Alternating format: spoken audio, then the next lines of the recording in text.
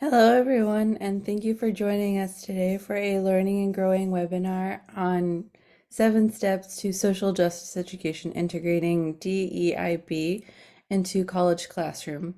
Our presenter today is Dr. Hanna Entengoff of Adelphi University. My name is Sidra, and I'll be your moderator for today for Hawks Learning. We will have a live Q&A session after the presentation, so please enter any questions you have into the Q&A module as we go, and we'll answer them at the end. I'll now hand it over to our presenter.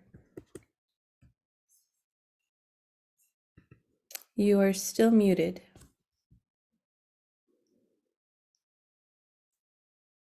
Hannah, you're still muted. Hey, all right. You would think 3 years post-pandemic, I remember to unmute myself, but still not. I guess I'm ever the polite one who's self-muting. So thank you so much for having me today. And my talk today is loosely based off of a recent publication that I had about how we can reframe psychological research methods courses as tools for social justice education. And I've expanded from there to talk about it on a broader level in terms of the social sciences at large. I know we have a couple of mathematicians in the room, so we'll try to connect to math as well. A little bit about me is that I'm currently an assistant professor at Adelphi University. I focus on intersectional development, which is a fancy way of saying how people grow and change when they might have multiple identities that conflict or interact with social inequities. My particular specialty is LGBTQ Muslims. And I also recently developed a consulting firm focused on self and other diversity trainings. And my talk today is really centered on the 7 ways that we can create more inclusive classrooms. And the 7 ways to do that are going to be briefly introduced here, and then I'm going to expand upon all of them. And we'll also do a little bit of leveling so that we have a shared vocabulary going forward. But to get a lay of the land, we're going to talk about the importance of diverse representation and visibility of the course content, not only of your student body, which very often as faculty we don't have control over. How to model inclusive language and practices within the classroom, the importance of connecting core concepts to social issues and inequities, how we can broaden the applied topical scope of what we do instead of trying to focus very narrowly on the benchmarks of, okay, I need them to walk away with this skill, they need to know how to run a t-test.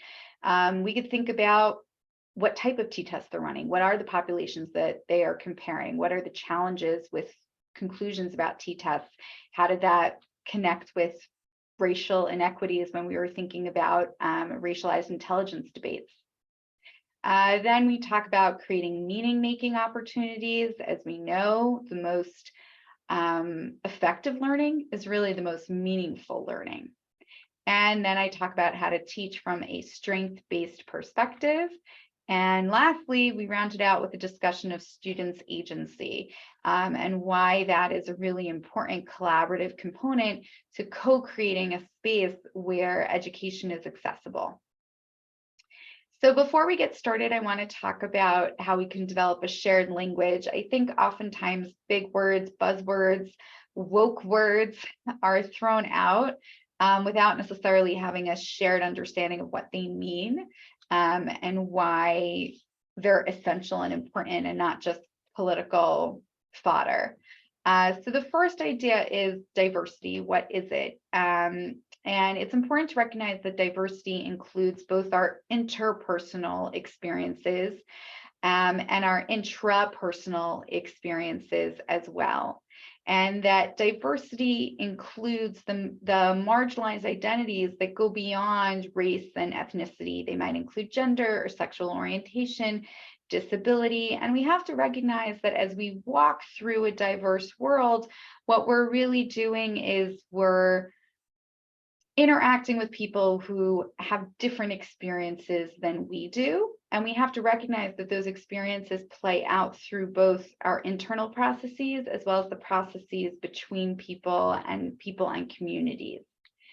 We also want to think about the idea of equity. And oftentimes when we think of what is it that we want to have play out in our classroom, we think about, okay, everybody should get the same exam. Everyone should be graded with the same rubric. That's how I know I'm being fair.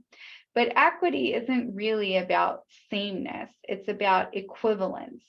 And when you think about students who have an IEP or they're given time and a half for tests, that is all about equivalence, the equivalent experience. So if someone is dyslexic, it takes them maybe twice as long to read through your exam. Therefore, they should have time and a half to take the test.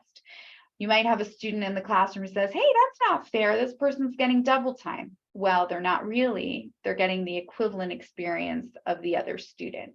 And so that's the real core of the definition of equity, that we need to move beyond equality and talk about everyone getting their individual needs met so that they're at the same starting point of the race. In terms of education, educational equity is focused on how we can shift the power within our classroom by recognizing the history of oppression, but also how inherited cultural capital from students who come from families who have already attended college or students who have had more financial advantages can play out in creating further inequities within our classroom. And so the goal would be to create comparable academic and professional support by, in many ways, trying to even that playing field. So trying to introduce a shared understanding of what the goals are for the classroom and going back to the very basic components of how do you study? What does that mean? Because studying is actually a skill that you have to learn. It's not intuitive to everybody, but students who have more of that cultural capital, they have parents who've already gone through educational systems, already know how to study. That's something their parents could teach them. But many times when you're working with first-gen students, how to study is actually something that needs to be taught. And then the idea of inclusion, where we want to have an active, mindful recognition and engagement of all of our students' contributions to the learning process and our classroom culture. So to break it down in terms of those 7 steps, the first one is about diverse representation and visibility. The very first step is, as an instructor, you can guide the reflective components, the critical reflective components of your course, to think about who are the theorists, who are the authors, the methodologists that we're referencing. And then we can deconstruct the social inequities that contributed to representation disparities. Some people are heavily featured in those core introductory textbooks or in our research methods textbooks, and some are not. So a good example of this, I think, for those mathematicians in the room would be Benjamin Banneker. He was one of the first African-American Black mathematicians who made a very strong mark both in terms of astronomy as well as mathematics. He lived from 1731 to 1806, very often not in the textbooks.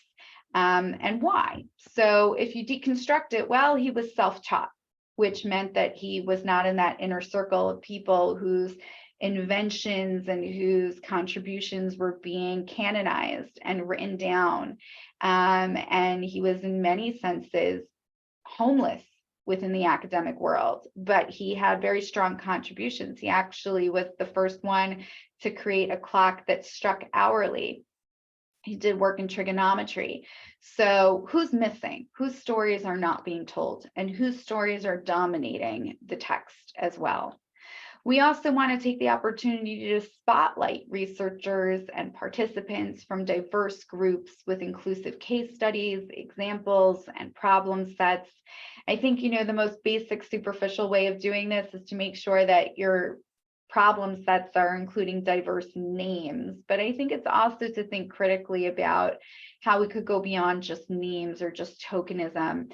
Maybe having a once a week 5-minute presentation about someone from your discipline who's not in the text, but who did contribute to the field is an important way that we could spotlight diversity within our professions and within our disciplines, even when the field itself was not documenting those contributions in the 1700s. We get to correct that course now, and we get to represent the diversity of the field over many years.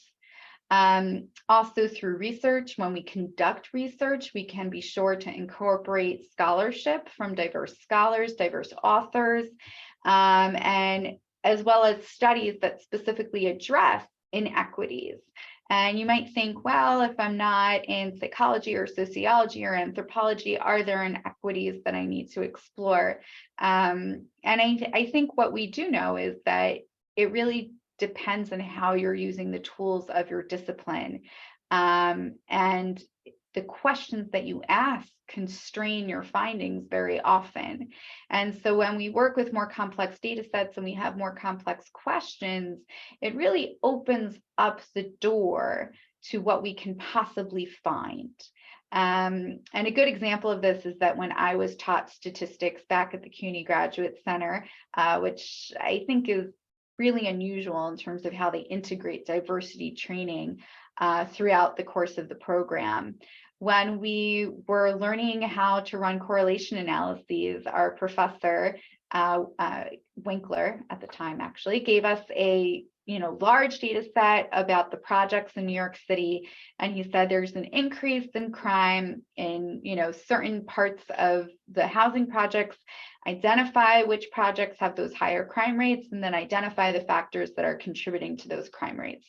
And we spent like a week looking through all the data, testing hypotheses, thinking, okay, maybe it has to do with employment rates or the number of children in the family or the age range of people who lived in that building, or all of the factors which would be at the tip of your finger. And at the end of the exercise, after we were all floored, he said, well, the only factor that's significant in this whole data set is whether the light bulbs worked in the hallway. And if those housing projects were not safe because there was literally no lighting in the hallway, there was an increase in crime because people were not able to be identified, people weren't able to navigate safely. And it was the factor that none of us would have imagined or would have considered. And it was a real teaching moment for me in terms of how the power of my analyses and the power of my statistics was only as effective in terms of my knowledge walking into it. So my statistics professor was an environmental psychologist, and he was very focused, and he was an expert on how the parameters of space impacted human behavior. As a developmental psychologist, I didn't even consider it. And so I think that really opens up the conversation in terms of how we consider research and how we're constrained by our specific areas and silos of expertise, and how we could expand beyond that, work in interdisciplinary teams and have more of a comprehensive knowledge base in order to really diversify our work.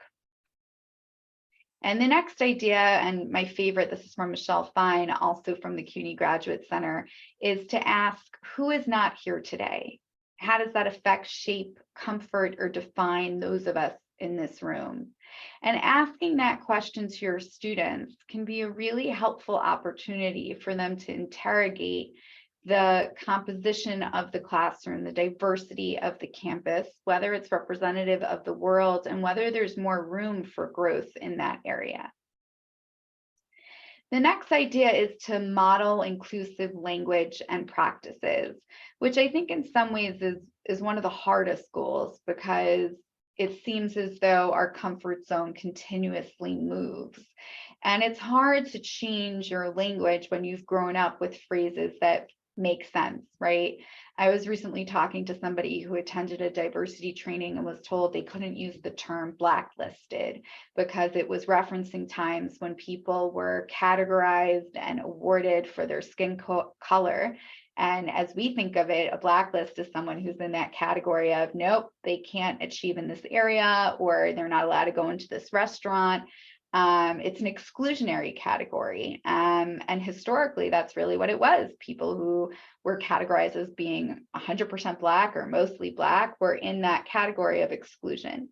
And so even though there is a historical basis for the term, and even though most of us probably don't think of that historical basis on a daily level, the term now has a heavier weight now that we've become more conscious of what the term means and the history of the term. So by avoiding the term, does that mean you're erasing history? Does that mean you're sensitive to history? And I think that's the debate that people are really trying to work out. And sometimes it could become frustrating. And I often hear from faculty, when there are so many words in the taboo list, I don't even know what I could say anymore. And I think that the goal here really is to communicate your intention to students, your intention to be inclusive, and to acknowledge that you're a person of a different era than they are, who may make mistakes, but that you're comfortable with them correcting you and alerting you to those errors, and that you're striving and you're working towards change. But other ways that we can really start to become more aware are to use field resources. Every discipline out there at this point has some general guidelines regarding how to reduce bias in the classroom. The American Psychological Association has quite a number, and those are good things to reference to get a sense of. But as I've said, we've become more aware with each passing year. So the guidelines from 2019 are not the equivalent to 2021, and the same thing with 2023 guidelines. So yes, become familiar with the guidelines. Also recognize when they were published, see if you could reference more up-to-date guidelines. And of course, the big component is really communicating your intentionality to your students. And part of that is also respecting students' individual differences, addressing inappropriate group identifiers, terminology. You want to, when stereotypes come up in the room, you want to be able to dispel and contextualize them and encourage diversity-related discussions whenever possible. And then, of course, you want to create an active environment of exploration. How can we together co-create standards within the classroom? Students are not very responsive to a list of don'ts. So having a syllabus with an entire page devoted to don't say this word is not particularly effective. But modeling your own sensitivity and your own standards, and then asking students to join you in co-creating an inclusive classroom is far more effective. The next idea is that we can connect our core concepts of what we do in our research methods courses to social issues and inequities. So we can ask ourselves, how do our motivations, assumptions, and standpoints intersect with our research questions and methodological choices? We can ask ourselves, how does socio-historical context contribute to our findings or our acceptance of them? A great example of this is the racialized intelligence testing movement. So for a very long time, when people believed that there were tremendous inequities in intelligence based on race, they didn't question the findings of those studies. It wasn't like they made up the disparities in the results, but they didn't question them. And it was really only after a whole crop of psychologists had grown up through the civil rights movement that they started questioning those findings. And they said, something just doesn't make sense. It can't be genetic. It can't just be race-based. And that's when they started identifying those third variables, the confounding variables that had never been accounted for, like the matching the race of the researcher with the race of the participant or the child who is taking the intelligence test, thinking about how we build rapport with people who are similar to us, but not necessarily with people who are different from us. Thinking about how a child might feel more comfortable when the teacher looks like them. And when the teacher doesn't look like them, they might be confronted with stereotype threat where they think to themselves, ooh, my teacher doesn't think I could achieve. My teacher thinks I'm not intelligent. And then they struggle with that self-fulfilling prophecy. And my favorite in the racialized intelligence testing questioning stage was when they identified that for spatial intelligence, it was really important to have an equitable amount of light in the room, and that people with darker irises and retinas, etc., darker skin color, needed more light in the room in order to see the equivalent gradations and differences in color and perform as well on the spatial intelligence tasks. And who would think that it would be a simple thing like changing the light bulb in the room? But it was. But we ignored it for so many years because we didn't think that we had to question our findings.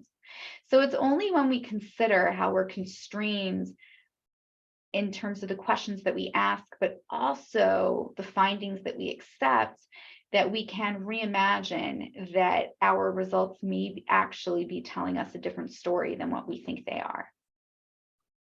And then we can also close it out by thinking about how can we incorporate social justice into our existing curricula. Sometimes faculty think to themselves, well, in order for me to really get on the social justice train, I would have to completely overhaul my course, which I don't have time to do. I'm not being paid to do. And so they stop and they keep with the status quo, the same slides that they've used for 20 years or so. But I think it's important to recognize that we don't need to start from square one. You don't need to have a completely new curriculum and syllabus in order to address issues of social justice and inequities. It could be small moments within the room, small intentional conversation points, one additional slide per class where you ask a critical thinking question and you invite the students to consider different outcomes, different designs, different possibilities. You invite them to consider the variety of contributions to the field that might be undocumented. Those are just small moments. It could really be 2 to 5 minutes that you add per class, one slide per class, and it could change the entire trajectory of your course. The next idea for those of you who really want to wade in deeper and they want to go beyond those small changes, those micro changes, I recommend broadening the applied topical scope of your course. So broadening the topical scope to include students' experiences, their interests, educational utility can create a more inclusive field of study. Reviewing research, asking students to identify research articles that address their identities and critically review whether their lived experiences were well represented by the methods and analyses. This is one of my favorite ones. And then to ask students to draw on their experiential knowledge to redesign the study, to address ecological, interpretive, and democratic validity, to think critically about, is there another way to do this research based on my lived experience and the knowledge I have gained through my life? Does this research represent me? Am I an outlier? Am I a specific subpopulation? Or does this research need to be overhauled? And does it need to be overhauled just in order to address this subpopulation, right? And I think those are important questions that we can invite our students to consider. And then again, to explore new research methods, to introduce students to the idea of participatory action research. What happens when we invite more stakeholders to the table? What happens when we ask people to weigh in?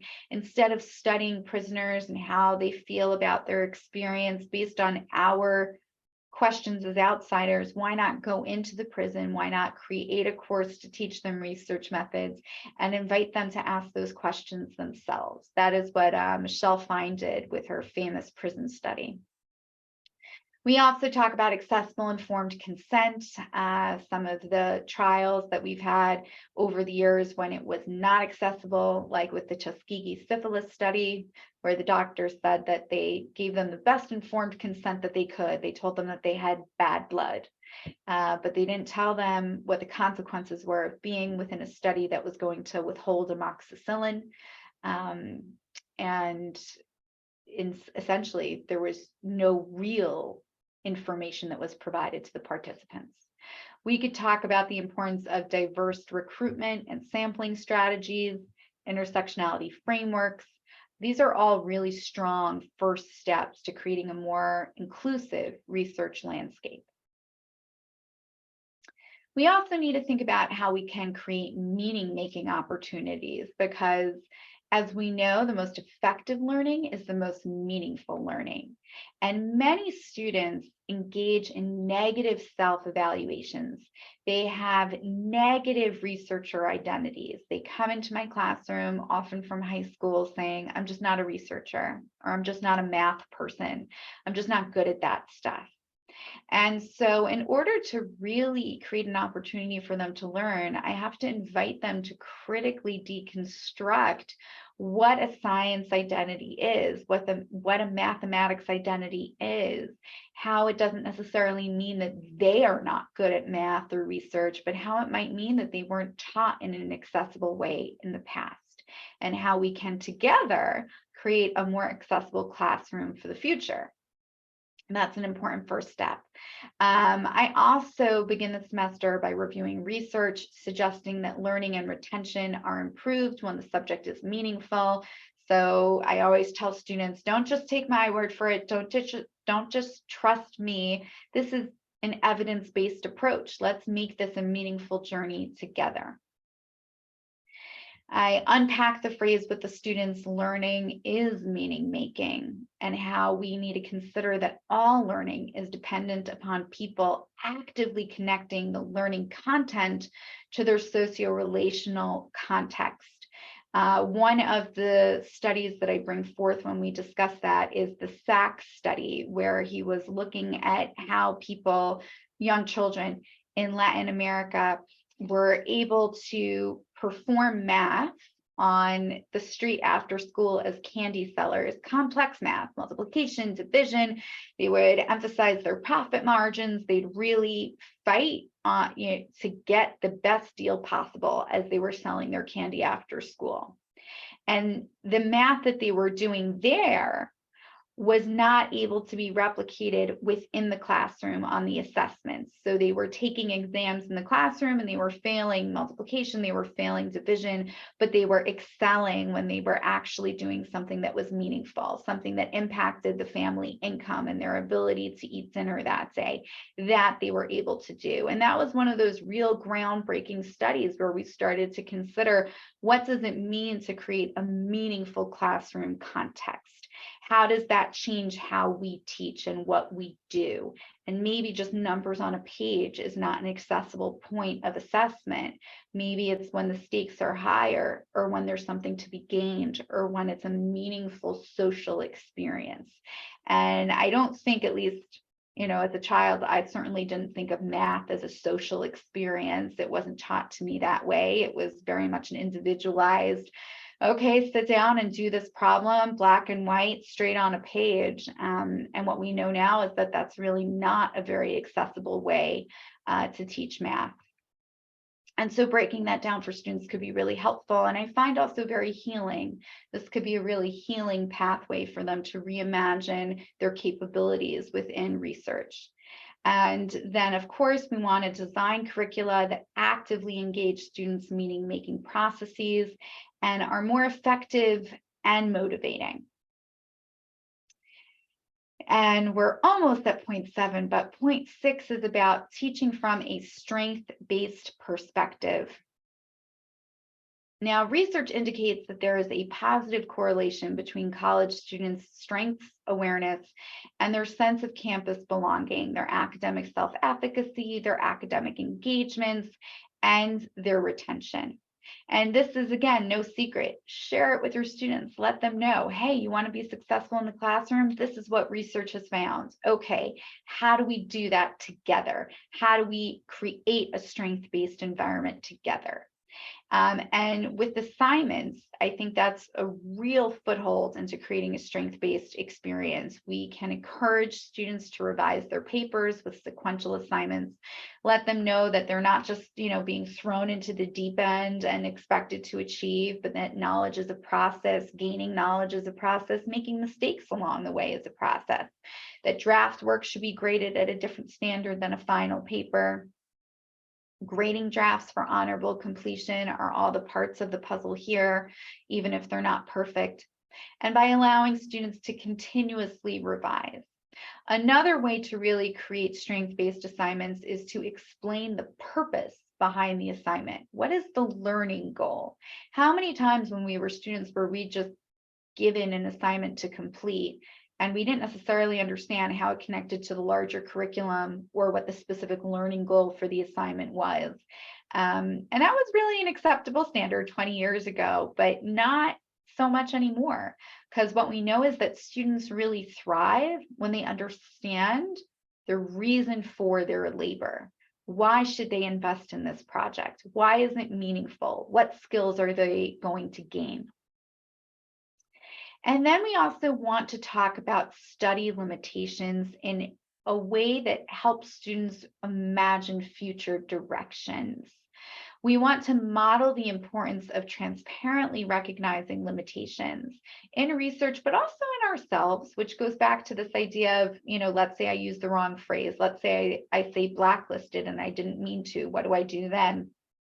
I think transmitting to students that you're not perfect and that you don't view yourself as perfect and you view yourself as a work in progress and that you're actively trying to correct your course and your limitations is powerful to students because it helps them conceptualize themselves that way. And very often we have students who beat themselves up because they're not getting straight A's all the way through, or they used to do really well in high school, but now when they're at the standards for college, there's a gap and there's a little bit more work that's required. And I think having a strength-based, growth-oriented approach starts with how we communicate to students about ourselves, and it also translates into the scaffolding that we can integrate into our assignments and how we talk about, in general, our limitations as well as the research that we're reviewing in the course, how we talk about those limitations. Is it in a punitive or an accusatory or diminishing way? Or is it in a way to think about, hey, yeah, researchers are limited. We can't do everything at once. And so we try our best to raise the bar each time. And viewing limitations and our acknowledgement of limitations as an act of strength can be very empowering for students.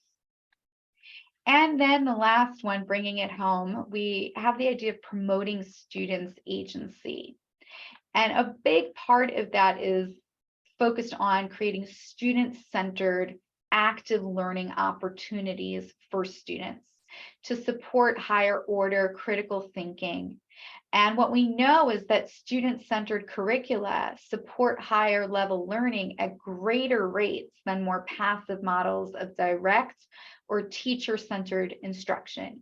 So a frontal lecture, ironically, like I'm doing right now, is one of the least effective ways to teach. The most effective way is to have mini lectures and then activities, breakdowns, regrouping, then a larger conversation discussion circle. Not every course is able to do that in every class. I know that when I teach general psychology in person, I have a classroom of 50 students. That doesn't really lend itself well to continuous discussion through all the classes. We also have a lot of introductory material to cover.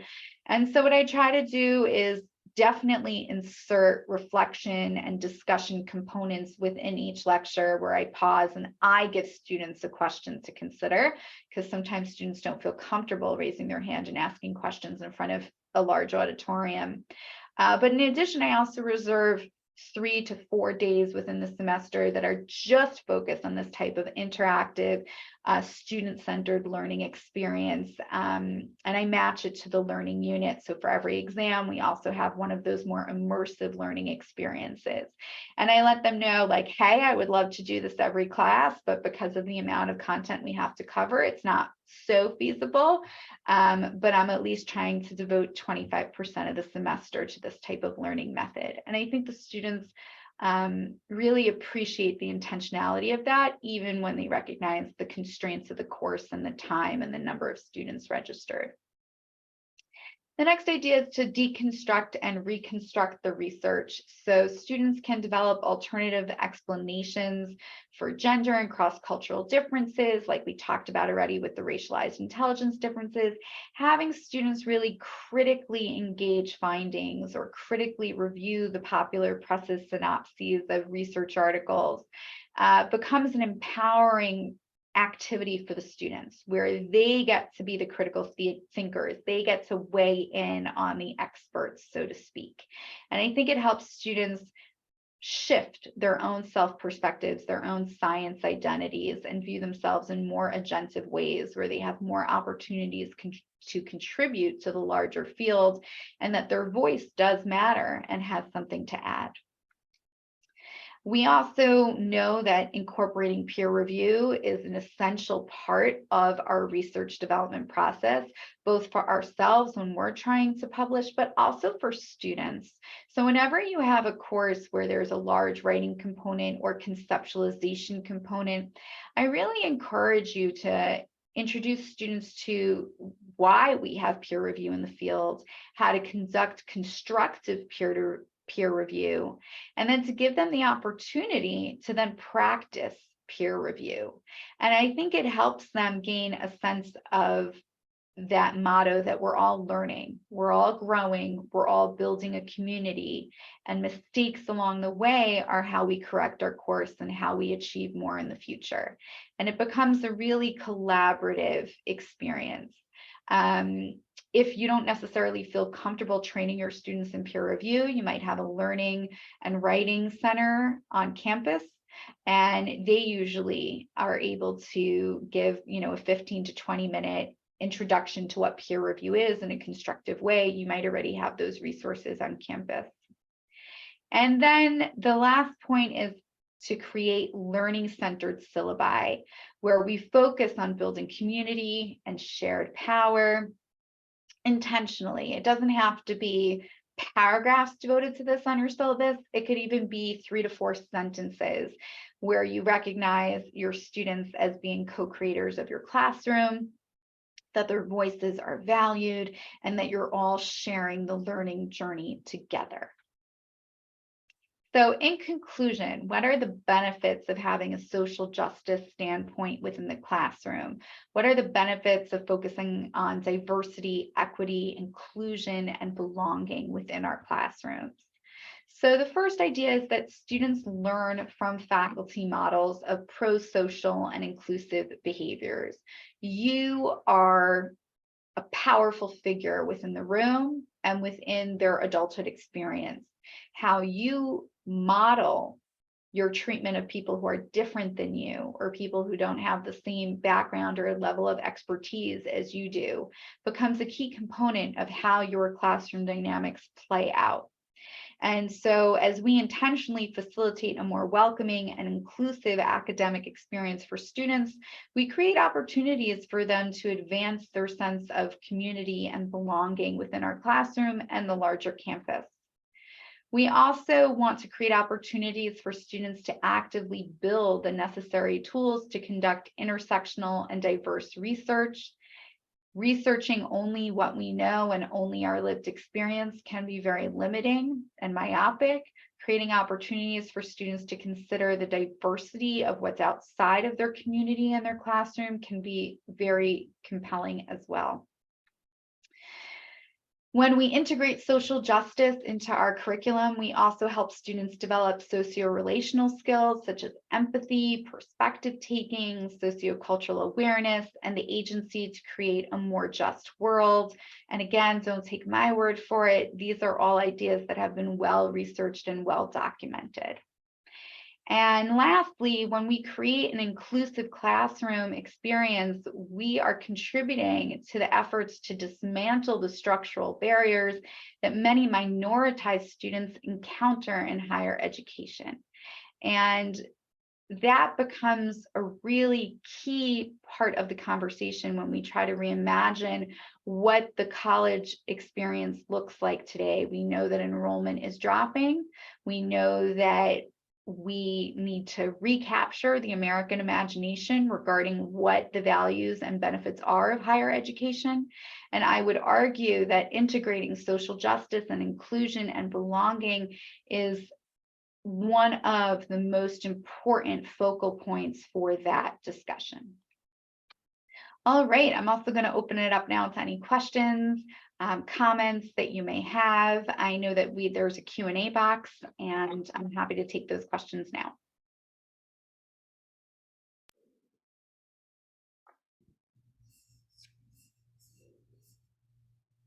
If you're having difficulty with the Q&A box, you can also drop your questions into the chat feature as well.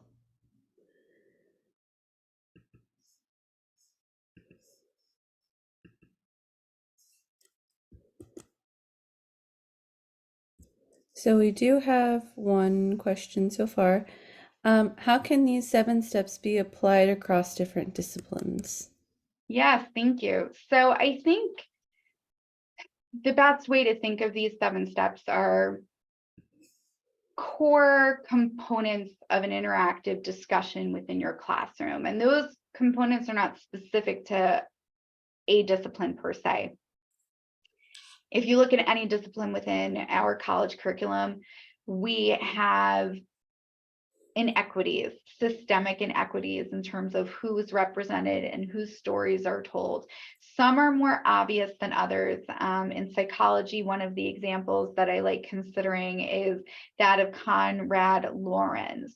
He was famous for his work on imprinting, where he would separate baby ducks from their moms, then he would go swimming with them, and then they would follow him around his farm as though he was their mother. He won a Nobel Prize for his work and lauded, really lauded. But he was also a Nazi. He was also a Nazi who specifically wrote a statement saying that all of his work and all of his research was motivated and influenced by his nationalist socialist beliefs. And when he was awarded the Nobel Prize, he had to do a slight little apology. But ultimately, he was canonized in psychology textbooks for close to 60, 70 years. And it wasn't until the University of Austria posthumously removed his PhD from him that the conversation started shifting. And now he's been erased from the psychology textbooks. And so I think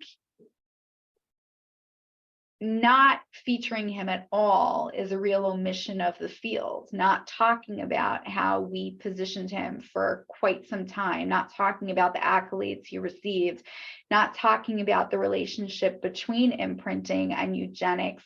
All of that is a real missed opportunity. So I think in any field, we have overrepresentation of some individuals, underrepresentation of others. And then we also have this effort to sanitize or erase the uncomfortable moments or destructive figures from our field.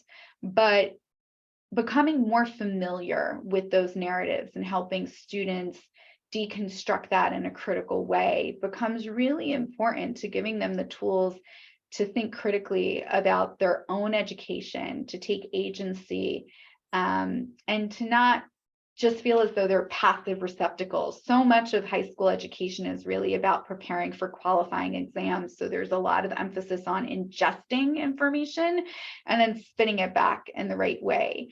But college is really about taking that information and saying, wait a second, my viewpoint is important. My stance is important. My fresh eyes are important. And I can critically evaluate this work in a new way. Thank you. One other question. In your experience, how have students responded to these methods? Thank you. Thanks for that question. So I think it's a mixed bag, and I'm going to say that over the years I've gotten better at presenting this stance to students in a more transparent way. I think that when I was trained at the CUNY Graduate Center, it was sort of like mother's milk. It was just a part of the curriculum at CUNY. It was a shared value of the community. So nobody questioned it and nobody really had to make it something that students had to buy into. We were all there because we had already determined that this was a big value and something that we wanted to be trained in. So then when I entered the classroom, I entered with that perspective as well. And in the beginning, all of my teaching was done in CUNY. So again, it was the same community, different campus, but same community. And so there was a lot of buy-in. There wasn't any obstruction. Students were inspired. I was inspired. We were on the social justice train. It was great. But then when I moved to other universities, private universities, I was at other universities prior to Adelphi, the conversation really shifted because it was a different student body that hadn't necessarily been exposed to this standpoint prior. And that's when I became more aware of the need to transparently explain my standpoint and to say, this isn't just me on my own personal soapbox. This isn't just a political opinion. This is an entire discipline of education. There's a theory of liberation education, liberation psychology, there's feminist psychology.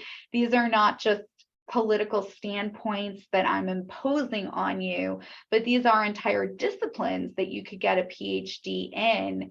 And this is why it's important. And here is why I'm sharing that with you. And here is how I'm intentional about that and transparent about that with you. And I found that the more transparent I was about that discussion to students who hadn't yet been exposed to that type of learning, the more successful the classroom experience was. Didn't mean that every student agreed with me all the time, no. And I think that's okay too. And I tried to share that with students as well. And certainly students come into the classroom with diverse orientations, experiences. I've had students who have been homeschooled all the way through high school, and college is their first experience hearing counterpoints to what they've been raised with at home. And that could be a really daunting experience to somebody. And so compassionately assisting students in the process of encountering new views that may be different than their own requires patience and kindness. That's what I'm going to say. And recognizing that knowledge is not fixed, but it's a dialogue. Thank you so much for that. All right, that looks like all the time we have for questions. Thank you, Dr. Engoff, and thank you all for attending today. We will be Thank emailing you. you a link to view the recording of this webinar once it's available. If you or any of your fellow instructors are interested in presenting for our Learning and Growing webinar series, please submit your proposals to the Learning and Growing website, which I'm going to go ahead and link in the chat right now for easy access. These free webinars are brought to you by Hawks Learning, an innovative educational courseware company. To learn more about our mastery-based course materials and how Hawks can enhance learning outcomes for you and your students, please visit hawkslearning.com, and I hope everyone has a great rest of your day. Thank you all for attending. Thank you, and thank you for the anonymous comment.